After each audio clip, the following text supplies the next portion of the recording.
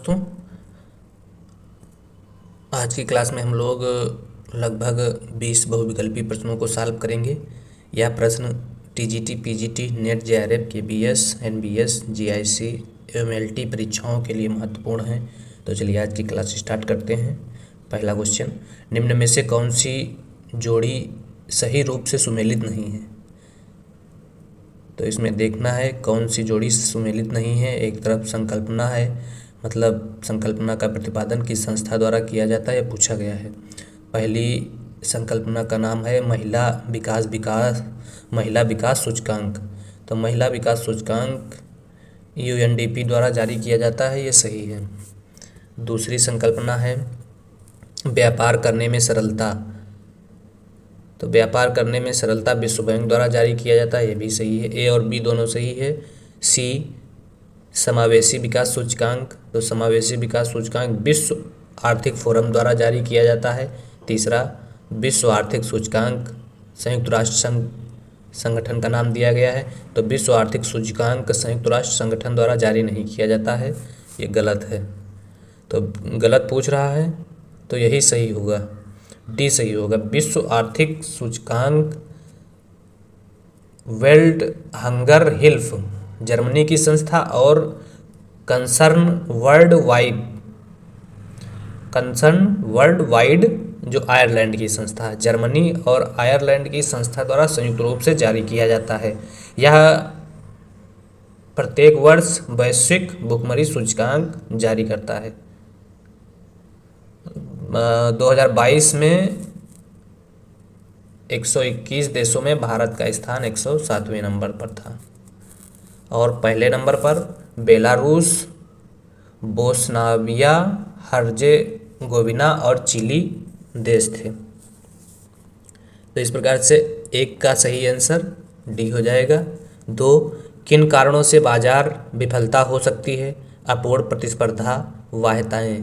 तो अपूर्ण प्रतिस्पर्धा एवं वाह्यता दोनों के कारण बाजार विफलता हो सकती है, 2 का सी सही हो जाएगा। 3, किसी वस्तु को गिफिन वस्तु तब कहा जाता है जब आय प्रभाव निम्नलिखित में से कौन सा होता है? ए धनात्मक और प्रतिस्थापन प्रभाव से अधिक, बी प्रतिस्थापन प्रभाव से कम, सी प्रतिस्थापन प्रभाव के बराबर, डी ऋणात्मक और प्रतिस्थापन प्रभाव से अधिक। तो गिफिन वस्तु तब कहा जाएगा किसी वस्तु को जब आय प्रभाव ऋणात्मक और प्रतिस्थापन प्रभाव से अधिक होगा, 3 का डी सही हो जाएगा। अगला 4 नंबर, प्राथमिक घाटे की माप निम्न में से किसके द्वारा की जाती है? तो प्राथमिक घाटा बराबर होता है राजकोषीय घाटा माइनस ब्याज भुगतान। तो इसमें 1 नंबर ऑप्शन में राजकोषीय घाटा माइनस ब्याज भुगतान दिया गया है। सी नंबर ऑप्शन कुल राजस्व माइनस कुल राजस्व प्राप्तियां, इसको कहा जाता है राजस्व घाटा। तो 4 का आंसर हो जाएगा ए। 5 नंबर क्वेश्चन क्या कह रहा है? भारत सरकार के अनुसार निम्नलिखित में से कौन सा लघु बचत योजना के अंतर्गत नहीं आता है? डाकघर, जनधन खाते, सुकन्या समृद्धि योजना, लोक भविष्य निधि। तो जनधन खाते जो है लघु बचत योजना के अंतर्गत नहीं आता है। बाकी डाकघर जमा, सुकन्या समृद्धि योजना, लोक भविष्य निधि जमा, जनधन वो लघु बचत योजना के अंतर्गत आते हैं। लघु बचत योजना यह भारत की प्रमुख क्या है? बचत योजना का स्रोत है, जिसमें लगभग 12 उपकरण या प्रपत्र शामिल किए जाते हैं। इसमें जमाकर्ताओं को उनके धन पर सुनिश्चित ब्याज दिया जाता है। सभी लघु बचत पत्रों में से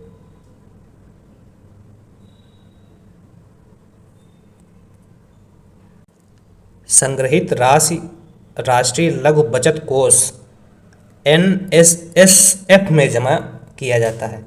डाकघर जमा, सुकन्या समृद्धि योजना, लोक भविष्य निधि योजना। इसके अलावा बचत जमाएं डाकघर की, जिसमें बचत जमा और आवर्ती जमा, और इसके अलावा समयावधि जमा, बचत प्रमाण पत्र जिसमें राष्ट्रीय बचत प्रमाण पत्र, राष्ट्रीय लघु बचत प्रमाण पत्र, किसान विकास पत्र और सुरक्षा योजना जिसमें सामाजिक सुरक्षा योजना जिसमें सुकन्या समृद्धि योजना, सार्वजनिक भविष्य निधि योजना और वरिष्ठ बचत योजना को शामिल किया जाता है। ये सब क्या है, लघु बचत योजनाओं के प्रकार हैं। अगला क्वेश्चन, भारत में किस संगठन को संधारणीय विकास लक्ष्यों की निगरानी का दायित्व सौंपा गया है? ए रिजर्व बैंक, बी केंद्रीय सांख्यिकी कार्यालय, सी नीति आयोग, डी राष्ट्रीय नमूना कार्यालय। तो संधारणीय विकास लक्ष्य या कह सकते हैं संपोषणीय विकास लक्ष्य की निगरानी का जो दायित्व है वह नीति आयोग को सौंपा गया है। 6 का सी सही हो जाएगा। 7, निम्न में से किस योजना के अंतर्गत 18 से 70 वर्ष के आयु समूह के लोगों को 2 लाख का दुर्घटना बीमा दिया जाता है? तो प्रधानमंत्री सुरक्षा बीमा योजना के अंतर्गत 18 से 70 वर्ष की आयु के लोगों को 2 लाख रुपए का दुर्घटना बीमा दिया जाता है। तो प्रधानमंत्री सुरक्षा बीमा योजना ऑप्शन सी में है, सी सही हो जाएगा। इसकी शुरुआत 9 मई 2015 से की गई थी। यह पूर्ण विकलांगता या मृत्यु होने पर 2 लाख का दुर्घटना बीमा दिया जाता है और आंशिक विकलांगता होने पर 1 लाख का बीमा किया जाता है और वार्षिक 20 रुपये प्रीमियम बैंक में जमा करना पड़ता है। इसी प्रकार से इसी के साथ 9 मई 2015 को ही प्रधानमंत्री जीवन ज्योति बीमा योजना चालू की गई थी, जिसमें आयु 18 से 50 वर्ष रखी गई थी, जिसमें प्रीमियम की राशि 12 रुपये रखी गई थी, जिसे बढ़ाकर वर्तमान में 20 रुपये कर दिया गया है। 330 रुपये प्रतिवर्ष थी जो बढ़ाकर 436 रुपये प्रतिवर्ष कर दी गई है और इसमें 2 लाख रुपये का बीमा दुर्घटना मृत्यु होने पर किया जाता था। उम्र का अंतर है दोनों में। प्रधानमंत्री सुरक्षा बीमा योजना में उम्र 18 से 70 वर्ष रखी गई है और प्रधानमंत्री जीवन ज्योति बीमा योजना में 18 से 50 वर्ष उम्र रखी गई है। अगला 8 नंबर क्वेश्चन, श्रम की आरक्षित सेना का उपयोग निम्न में से किस अर्थशक्ति द्वारा किया गया था? तो श्रम की आरक्षित सेना का उपयोग कार्ल मार्क्स द्वारा किया गया था। 8 का डी सही है। 9, निम्न में से कौन विशेष श्रेणी का राज्य घोषित किए जाने के लिए मानदंड नहीं है? ए अधिक जनसंख्या, बी अव्यवहार्य राज्य वित्त, सी खराब अवसंरचना, डी पहाड़ी एवं दुर्गम क्षेत्र। तो अधिक जनसंख्या जो है विशेष श्रेणी का राज्य घोषित किए जाने हैं तो आवश्यक मापदंड नहीं है। 5वें वित्त आयोग में 1969 में विशेष राज्य श्रेणी के दर्जा देने की घोषणा की गई और वर्तमान में 11 राज्यों को विशेष राज्य का दर्जा दिया गया है, जिसके मापदंड क्या हैं? अव्यवहार्य राज्य वित्त, खराब अवसंरचना, पहाड़ी एवं दुर्गम क्षेत्र, जिसके मापदंड हैं। 11 राज्य कौन कौन से हैं जिनको विशेष श्रेणी का दर्जा प्रदान किया गया है, जान लेते हैं। पहला राज्य है अरुणाचल प्रदेश, असम, मणिपुर, मेघालय, मिजोरम, नागालैंड, सिक्किम, त्रिपुरा, जम्मू कश्मीर, हिमाचल प्रदेश और उत्तराखंड। यह 11 राज्य जो हैं विशेष श्रेणी के राज्य के अंतर्गत आते हैं। तो इसका आंसर ए हो जाएगा 9 का। 10 नंबर, किस परियोजना की संगतता एवं व्यवहार्यता की जांच के लिए निम्न में से किस मूल्य का उपयोग किया जाता है? तो किसी परियोजना की संगतता एवं व्यवहार्यता की जांच के लिए छाया मूल्य का उपयोग किया जाता है। 10 का सी सही हो जाएगा। 11, किस पंचवर्षीय योजना में भारत में पहली बार व्यापक आगत निर्गत मॉडल का उपयोग किया गया था? तो तृतीय पंचवर्षीय योजना में पहली बार व्यापक रूप से आगत निर्गत का प्रयोग किया गया था, जो जे सैंडी एवं सुखमय चक्रवर्ती के मॉडल पर आधारित थी। तृतीय पंचवर्षीय योजना का समय 1961 से 1966 तक था।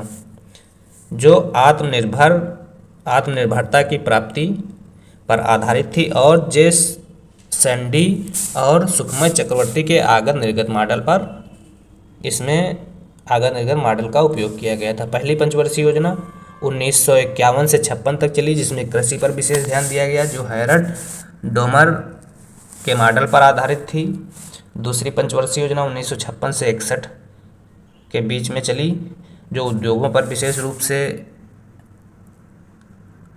फोकस करने के लिए बनाई गई थी और पीसी महालनोबिस मॉडल पर आधारित थी। तीसरी पंचवर्षीय योजना बताए 1961 से 1966 की अवधि में चली और आगत निर्गत मॉडल का उपयोग इस योजना में किया गया था और सबसे असफल परियोजना तीसरी पंचवर्षीय योजना रही थी। चौथी पंचवर्षीय योजना 1969 से 74 के बीच में चली, बीच में 1966 से 69 तक तीन वार्षिक योजनाएं चली। चौथी पंचवर्षीय योजना में आर.डी. गाडगिल प्रारूप को स्वीकार किया गया और इसमें समाजवादी समाज की स्थापना के उद्देश्य पर बल दिया गया और 14 बैंकों का 1969 में राष्ट्रीयकरण कर दिया गया।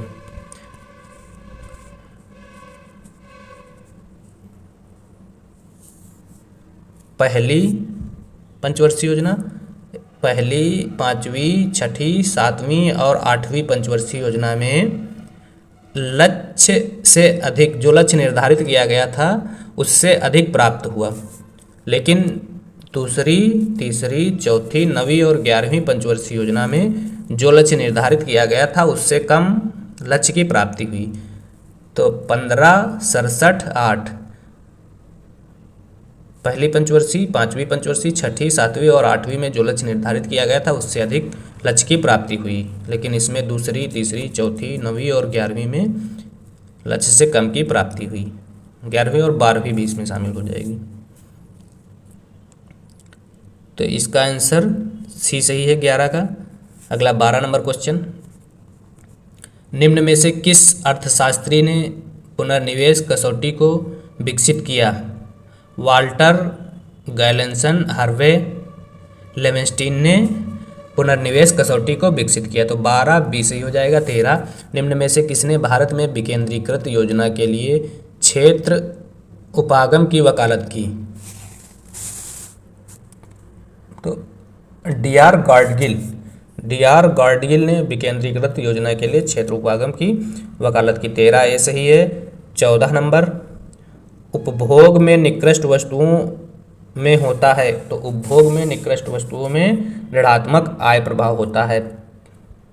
14 ऋणात्मक आय प्रभाव बी सही हो जाएगा। 15, निम्नांकित कथनों पर विचार करें। फर्स्ट, मुद्रास्फीति कर्जदारों के लिए लाभदायक होती है। तो यह सही है, यही सही है। अगला देख लेते हैं, मुद्रास्फीति बांड धारकों के लिए लाभदायक होती है। तो मुद्रास्फीति बांड धारकों के लिए लाभदायक नहीं होती। 15 ए सही हो जाएगा, केवल एक सही है। इसके अलावा मुद्रास्फीति में ऋणी को, उत्पादक या उत्पादन वर्ग को, निवेशकर्ता वर्ग को, परिवर्तनशील आय समूह वर्ग को और किसान को लाभ मिलता है मुद्रास्फीति में। अगला 16 नंबर, निकट मुद्रा की सही परिभाषा है। क्या है निकट मुद्रा? ए, परिसंपत्ति जिसमें 100% तरलता है। बी, परिसंपत्ति जिसमें मूल्य संचय कार्य नहीं है। सी, परिसंपत्ति जो विनिमय का माध्यम है। डी, परिसंपत्ति जो मूल्य संचय को पूरा करता है तथा जिसे अल्प सूचना पर विनिमय के साधन में रूपांतरित किया जा सकता है। तो डी सही हो जाएगा। 16 डी सही हो जाएगा। 17 number question, MPC, MPS, MPC दिया गया है और ये पूछ रहा है सूची फर्स्ट को सूची सेकंड से मिलाना है। तो इसमें एमपीएस दिया है और एमपीसी दिया है, गुणक का मान पूछ रहा है। तो पहले ए ऑप्शन में एमपीसी 0.2 दिया है। तो एमपीसी, तो गुणक एमपीसी अगर दिया है तो गुणक का सूत्र होता है के बराबर 1/1 माइनस MPC, तो 1/1 माइनस MPC 0.2 दिया है, तो 1/0.8 आ जाएगा, या दशमलव घटेगा 0, तो 4, 5। तो इसको जब भाग करेंगे तो जब 5 को 4 से भाग करेंगे तो 1.25 आंसर आ जाएगा। तो ए का जब MPC 0.2 होगा तो गुणक का मान होगा 1.25। तो ए का मिलान हो जाएगा 4 से, तो ए का मिलान सिर्फ सी में है 4 से, बाकी सब गलत हैं। बाकी अगला देख लेते हैं। MPS दिया है 0.5। यदि MPS 0.5 दिया हो तो गुणक का मान क्या होगा, तो 1/MPS, तो 1/0.5, तो दशमलव हटेगा 0, यहाँ हो जाएगा 2, तो ये 2 हो जाएगा, गुणक का मान 2 हो जाएगा। तो सेकेंड ऑप्शन मिलेगा फर्स्ट से। तो सेकेंड ऑप्शन फर्स्ट से किस में मिल रहा है, ये भी सी ऑप्शन में ही मिल रहा है, तो सी ऑप्शन सही है। अगला MPS दिया है 0.75, तो MPS 0.75 दिया है, तो गुणक निकालने के लिए 1/MPS कितना हो जाएगा, 1/0.75, तो दशमलव हट जाएगा, 2 0 ऊपर बढ़ जाएगा, तो 25 चक्कू 100, 25 3 75, तो 4/3 को अगर भाग किया जाएगा तो आएगा 1.33। तो 3 का मिलान हो जाएगा, सी का मिलान होगा सी से। जब MPS 0.75 है तो गुणक 1.33 होगा। अगला MPC दिया है, कितना है 0.4, तो MPC दिया है 1/1 माइनस MPC, तो 1/1 माइनस 0.4, तो 1/0.6 बचेगा, दशमलव हटेगा 0, तो 2, तो इसका आंसर हो जाएगा 1.66। तो इस प्रकार से सी ऑप्शन हो जाएगा सही इस क्वेश्चन का। 17 का 16 मॉडल में सतत समृद्धि की स्थिति के संदर्भ में समयोपरि उत्पादन वृद्धि दर होती है। क्या होती है, स्थिर होती है। 18 सी सही है। 19 दिए गए आरेख में उपभोक्ता अधिशेष मापा जा सकता है, तो दिए गए आरेख में उपभोक्ता अधिशेष AB द्वारा मापा जाता है। अगला, किसी को बदतर बनाए बिना किसी को बेहतर नहीं बनाया जा सकता है, यह कथन है। पैरेटो इष्टतम, नैश संतुलन, निम्न स्तरीय संतुलन जाल, कोर्नो मॉडल। तो किसी को बदतर बनाए बिना किसी को बेहतर नहीं बनाया जा सकता, यह कथन पैरेटो इष्टतम का है। तो इस प्रकार से आज की इस वीडियो में हम लोगों ने 20 बहुविकल्पीय प्रश्नों को सॉल्व किया।